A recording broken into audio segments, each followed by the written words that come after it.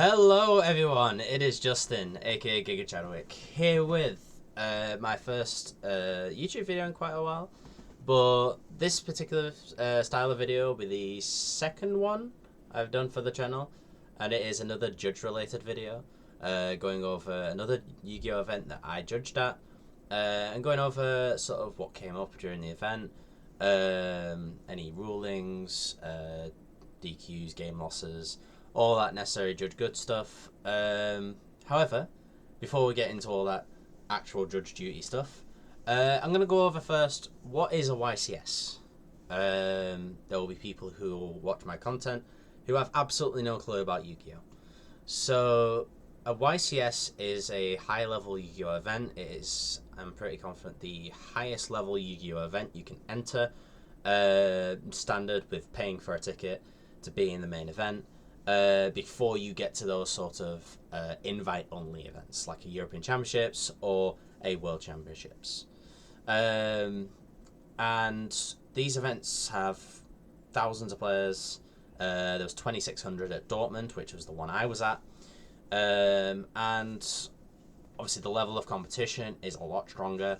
So obviously players at these sort of events are seen as having a lot more of an understanding as to what the cards do. Albeit you will get some who will just play because it's a major event and be like, oh cool, YCS, but not have as much understanding as to how cards work. So first one that I'll go into is just any generic rulings that I got involved in over the course of the 2 days that I judged instead of the 3, because Friday is more of a sort of invite only as a judge thing to do Friday events. I wasn't picked to do Friday events, so basically I had a free day that day, and I basically spent it by going to the vendors, getting some new shiny cards, and going to the YCS Dortmund game, which was absolutely phenomenal as a big football fan. But on the Saturday, any rulings that came up then, I did have a really cool one that came up with the Mitsurugi cards, as well as a new card called Sheena, Celestial, Twin Tempest of Celestial Thunder. So the ruling goes as follows. Player A has just tributed Habakiri here in order to ritual summon into the Mirakumo. The chain is chain link 1 Habakiri, utilising the effect here so that if it is tributed, add a Mitsurugi card from deck to hand and then special summon itself. And then obviously chain link 2 from the opponent being the Sheena. Sheena has the effect that if your opponent activates a card or effect whilst you control a wind monster, you can special summon it and then apply one of the 2 following effects depending on what you utilise Sheena in response to, which in this case is a monster effect. The Mitsurugi player has gone Mirakumo in order to make it so that the opponent either discards a card or that effect is negated. Now, both players have agreed that this is the chain. Nothing added to the chain now. Chain can resolve. So obviously Mirakumo effects. So now the opponent has to decide whether they discard a card or not, and they do discard a card, but the discarded card is Sheena itself. And that is very interesting, and I'll tell you why in a minute. And then obviously they go and resolve Habakiri, and obviously the guy's like, "Oh, your monsters are bounced, by the way, because of Sheena's effect," and the other guy's like, no they're not, because you discarded the Sheena. Now the person who's correct in this instance, it's the Mitsurugi player, and the reason for it is because of one word, and that is then. In Yu-Gi-Oh! Then effects work as follows. I'll explain it as best I can. There are 2 parts to a then effect: the A effect, A part of it, and the B part of it. So the A part of this effect here is you can special summon this card from your hand, and then the B part of it is then obviously either return all face-up monsters or spell or traps to the hand. Since Sheena was not able to be special summoned from the hand in the chain link, you are not allowed to then go and return all face-up monsters or spells and traps to the hand. So you have to be able to successfully do the first bit in order to do the second bit. When a monster activates its effect, say to special summon itself from the hand, even if it has like that secondary text, say, or graveyard, even if not, or whatever, it still can't summon itself. It has to be still in the hand at the time when it would summon itself in order to actually get that effect. So since the guy actually discarded the Sheena, he didn't get to summon it, and he didn't get to obviously get that second part of the effect. And he understood this once I obviously explained that he didn't get it. It's a then effect. A has to resolve for B to apply. And he's like, yeah, I did discard the Sheena in fairness. And obviously we played from there. I gave a 2-minute time extension. And everything was all cool. Nice, intriguing ruling. It's just all about spotting that one little bit of wording. And obviously the card is cleared up to obviously someone who's a judge for a bit pretty quickly. One that I did get wrong though, admittedly, is Ecclesia and the Dark Dragon, which has the effect in the graveyard that you can target a level 8 fusion monster in your graveyard as well as a card on the field. Shuffle both of those cards and this card into the deck. Seems obviously disconnected very briefly, but obviously I'll get everything back up and running again. Let me get Ecclesia back up on here.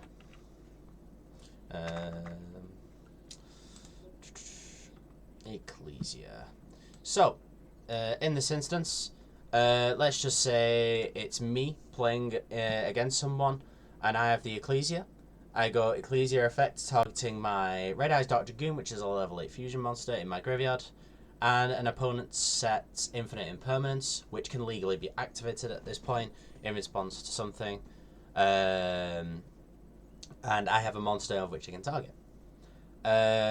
If my opponent decides that they wish to flip that same Infinite Impermanence, targeting, say, Absa Dragon as a random example, they get Absa effects and obviously do something.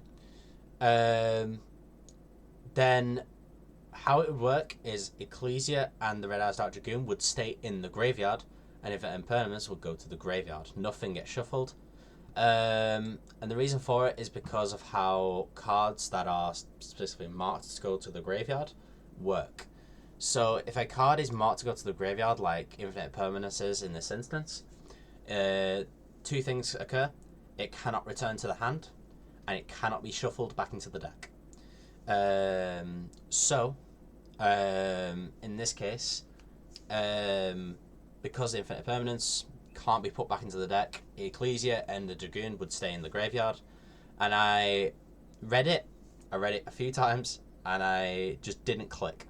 I just didn't click at that point, and I said that obviously they'll still get shuffled as much as possible. And obviously I got appealed on, because if a player thinks and be like, I'm not sure that decision's correct, they can appeal to the head judge and be like, obviously this scenario, I believe the 4 judges' ruling was incorrect, and then obviously the head judge can obviously decide from there.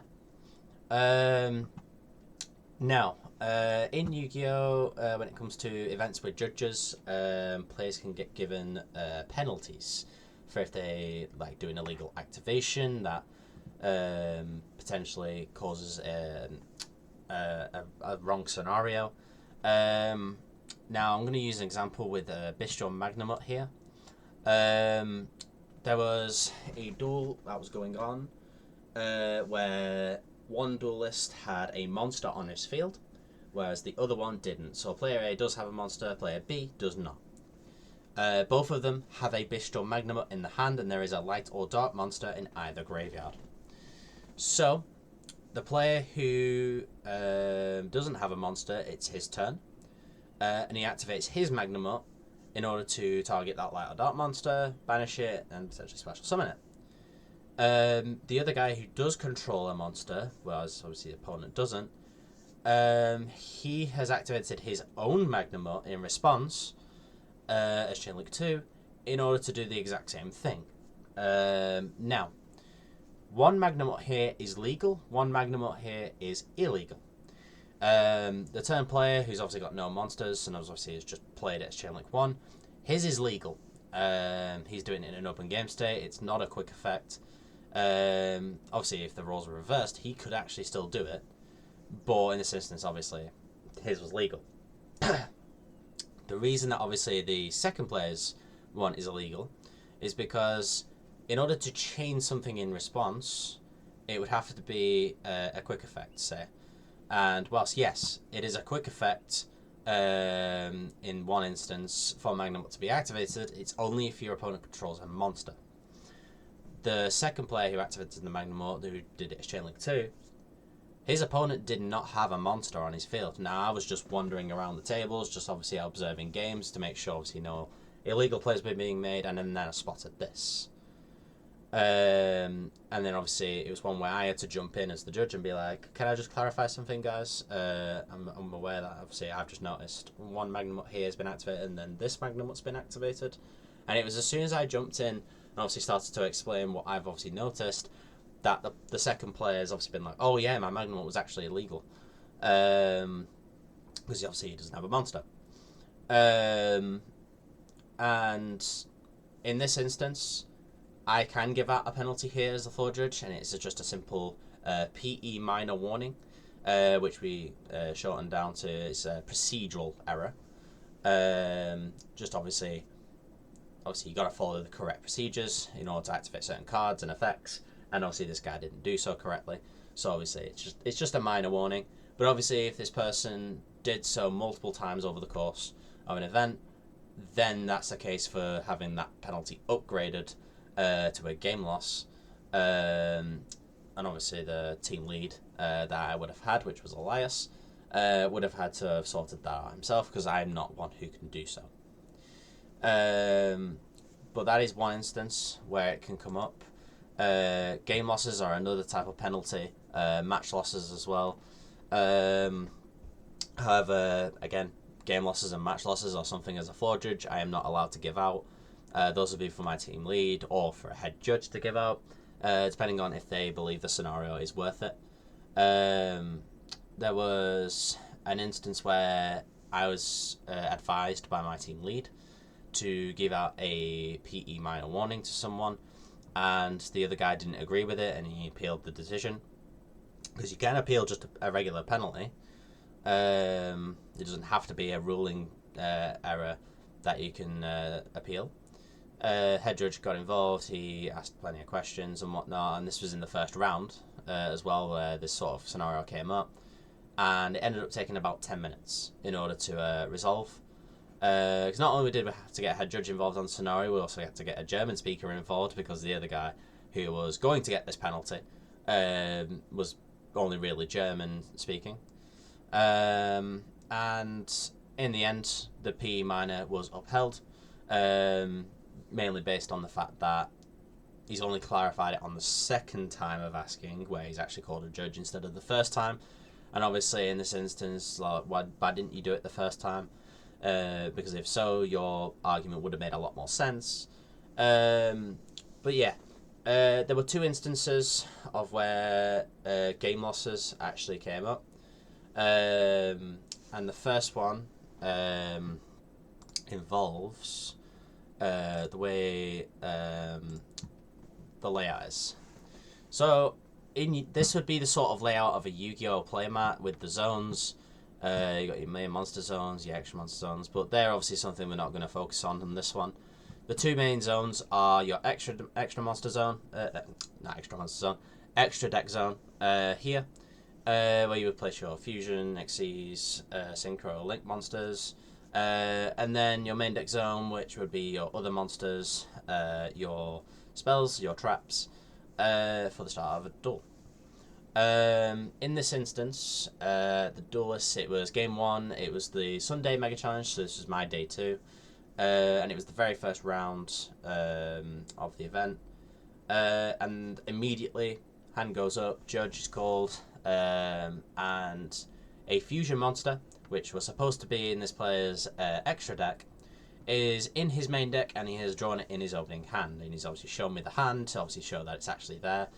And I look at him immediately and I'm like, yeah, this is one for my team lead, just give me a few moments. It was one that I did kind of laugh about under a ref, because I was like, that's not a scenario I've come across before, where a person has accidentally slipped an extra deck card in their main deck, and it was a very simple enough game loss. Once obviously the team lead had done their investigation, and yeah, that was the first one, and the second one involved Draco Tail. So Draco Tail is a very strong deck in the format right now. I'm going to get Lucius as an example here. So they sort of have the shared effect where if they are sent to the graveyard as material for a fusion summon, you can set a Draco Tail spell trap from the deck. In this instance, let's just say it was Lucius that they were attempting to resolve to set the Draco Tail spell trap. They were looking for a specific trap in their deck. I believe the investigation ended up being where the guy had 40 cards dead set in his list, which is the minimum you can have for your deck. And in the end, he couldn't find the card after like 3 or 4 times of searching his deck for the card. Turns out the card was in his deck box still. Obviously just there, just obviously forgot to take it out of his deck. And obviously utilise it in the duel. If I recall correctly, yeah, I think there was 40 cards dead set in his list for the main deck, and because obviously that card is missing for the duel, he would have presented an illegal deck to his opponent, like the guy in the first duel did, but obviously in a different instance. And in this case, it would have been for obviously less cards in the deck than what you were supposed to have, and yeah. After an investigation from the team lead, that game loss was obviously given, and obviously they just got to the next game. So those are the 2 instances of game losses that came up for me.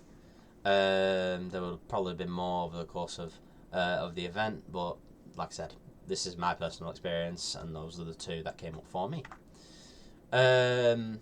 So language barriers. This was my first event abroad as a judge, obviously such a major event, and you get people from all sorts of different countries going to these events. You get French players, German players, English players. There's going to be some from foreign countries who don't really speak English or select languages. So when judge teams are formed, they sort of try to have that in mind. So obviously I was part of floor D, and they had Elias, who's my team lead. He could speak Spanish and Portuguese. You had 2 French-speaking judges on our team in Xavier and Thomas, and then you had like Alexander, who could speak German, and obviously me and Billy, who were just English-speaking. So you had a different array of different languages that the team could cover. And in one particular instance, which I'll go over now, I had to rule on a runic player. I think he'd activated one of the runic quick play spells in response to an opponent's effect. So I think it was like Chain Link 1, Runic Fountain, to put back some runic cards in order to draw some cards. Chain Link 2, an effect from the opponent that targets that Runic Fountain to, say, banish it as an example. And then Chain Link 3 from the Runic player, activating the, let's just say, Destruction, to special summon a Runic monster from the extra deck to the extra monster design.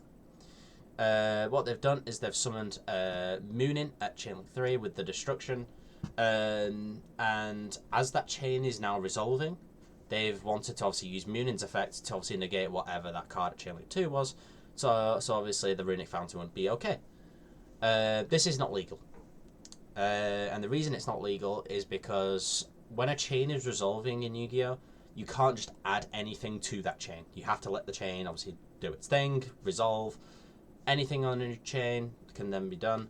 And then obviously the effect of Moonin on your opponent activates a card or effect that targets a runic card you control or a set card you control, banish to negate. That would have had to have been already on the field, activated in response to the effect from the opponent. That obviously targets the fountain, and done so that way. But of course, that's not what happened. But the player in question was French, and he didn't really understand English that well. So he has managed to muster up that he wanted a French-speaking judge, and so I've obviously gone over to Thomas, one of the French-speaking judges in my area. I've just said, can you just come with me for some translations for a French player? And obviously helped me out with that. Really, really great. And obviously that ruling was upheld, and obviously I got a time extension for the players, and we were able to just easily go from there. DQs is something I'll go to next. Disqualifications only really ever occur when like really big forms of cheating goes on from events, or if a player's like effing and jeffing excessively and whatnot. But to my knowledge, there was only ever one instance of a DQ that I saw that was active. Two players had die rolled towards the end of a round to decide who would win the duel. That is not something you are allowed to do. You would have to play to the duel's conclusion, and obviously go from there. So it's probably better if I explain the time rules to you guys as best as I can. So about, say, 12 months ago, the time rules were 45 minutes for a match, best of 3. Say I won my game 1, my opponent won the game 2, and we were in game 3, and I was on 5,000 life points. You start off at 8,000 in Yu-Gi-Oh! And my opponent was still at the 8,000 mark. And it's my turn. I'm in my main phase. I've done a few things, and time's called. I am in the main phase. I can't go battle phase. If I can get to a lower, if I can get higher than my opponent on life points, I would win the duel. But if my opponent's still higher than me, they would win the duel, and obviously they would win the match from there, 2-1, and whatnot. But this would pose the problem of consistently playing long into time. All sorts of different effects can go on. Like, turns can last like 20 minutes in Yu-Gi-Oh! So obviously you're going to be holding up tournaments for an excessive amount of time just because of one extra turn that you had. Now, and I think this was about 3 or 4 months ago now, the new time rules came into effect where it's now 50 minutes, so you've got an extra 5 minutes to play. But if no duelist has won 2 games by the time that 50 minutes is up, the 50 minutes is up, the game ends immediately. If no duelist has won 2 games, both players lose the match, and it just sucks. However, in this instance, players may sneakily attempt to die roll for the win just before time's called, and obviously be like, yeah, we'll just obviously, you won the die roll, you get the win, I don't mind, and obviously collude, as they call it. That's the main word that we obviously are going off now, to obviously escape a certain part of the scoring aspect of the game, which is tiebreakers. So obviously in certain events, players are going to be on the same scores. They'll have won like a 10-round event, potential maximum of 30 points. Some players will have won 8 matches and then lost 2. So they'll both be on 24, and then the tiebreakers will have to be in effect. So obviously one player has won games against better opponents. Their 2 losses were against better opponents as well than the other guy, so they would be higher than the other guy and whatnot. So if obviously you're going to get a double match loss alongside your opponent, that tiebreaker is going to be a little bit worse. So obviously it would be colluding to obviously get a better tiebreaker and whatnot if you were to die roll for the win or get the loss from it, than if you were to actually get the double match loss and just have to play to the rules. So this was spotted by another of the judges. They saw 2 players die rolling for the win, and was very quick on it. Quickly spotted them doing it. Went over immediately. Both players were disqualified. I'm not going to add anything more to that one. and whatnot. But yeah, my overall experience was fantastic. Um, Obviously, meeting all these other judges and getting to know them, obviously their styles of obviously answering calls and whatnot. The feedback that I was given by my team lead at the end of the event, obviously each 4 judge gets a little bit of feedback from their team lead, just to say, oh, this is how you've done, this is some things I think you could probably improve on. Mostly positive, really, really positive. Obviously being available for the players at all times, obviously being around the tables. My team lead was never in a scenario where, for me, they were having to be like, where the hell's Justin? I can't see him anywhere.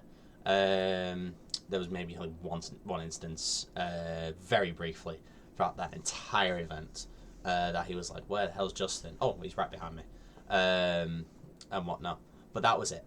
And then obviously being that sort of approachable sort of judge where I've got a smile on my face, I'm interacting with players, and I'm obviously being very helpful to players. That was another positive he gave me. Out of my team, I was the judge with probably the most appeals, and having to go over to that head judge table quite often. It was probably like a case of where I got appealed on like 7 or 8 times over the course of the weekend, whereas other judges may have had like 2 or 3.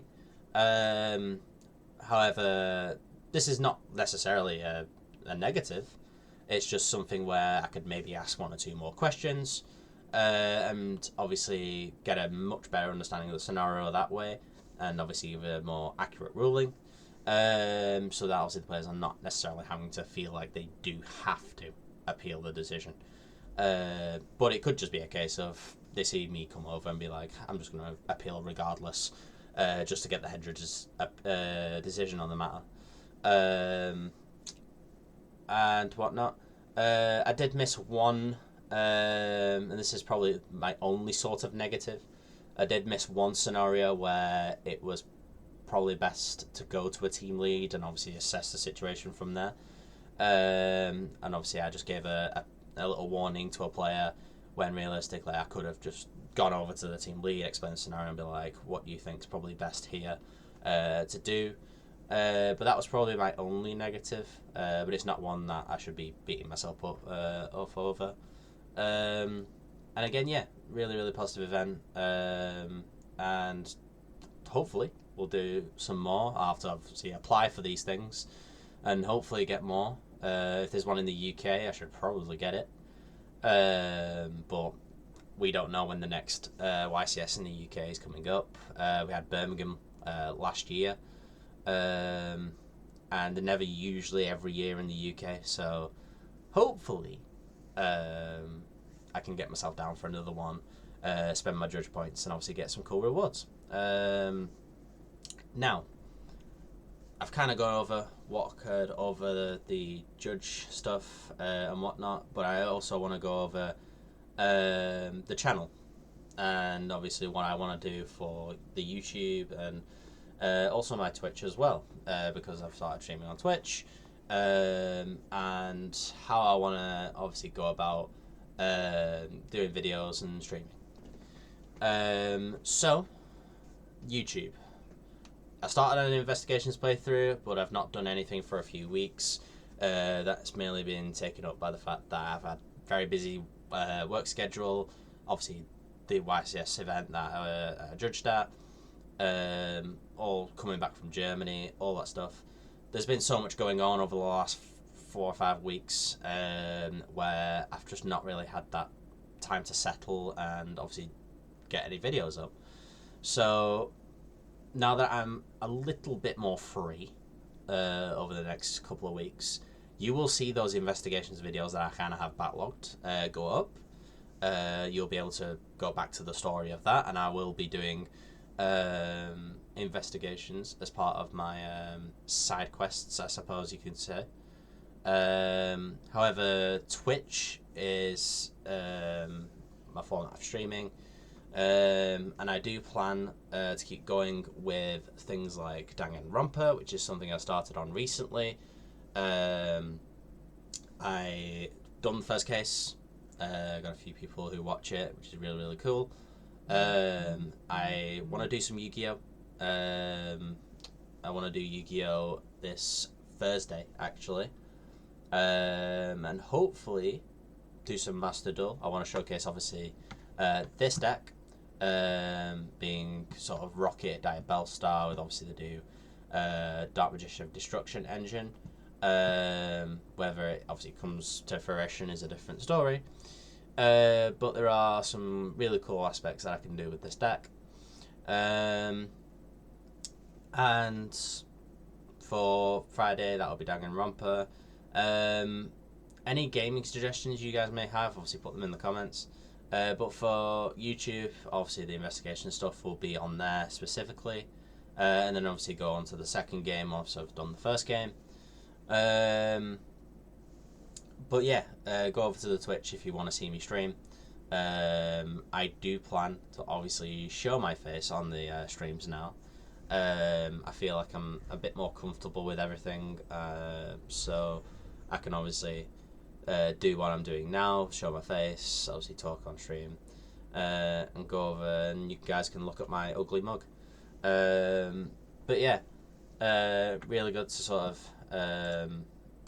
talk about my scenario with Germany, obviously go over those rulings, go over those different scenarios and help you guys sort of understand like, this is something I never realised happened in Yu-Gi-Oh! For those who may have maybe joined only a few months back and have only ever stood like, what happens in a tournament? Like, I don't know what happens on a judging side of things, and whatnot. And just for those ones who've never played Yu-Gi-Oh! Before, or never really understood it, how does it even work? Now, I do obviously plan to go over the absolute basics with you guys, and that might be something I do on either YouTube or Twitch. Probably a YouTube thing, so I can get like a set thing going, where you guys can obviously see like, how do monsters work, or spells and traps, and then obviously go on to the slightly more harder stuff over time, and obviously go over how I understand those things in a different way. So yeah, really good speaking to you guys about this sort of thing. My name is Giga Chadwick, and I'm signing out.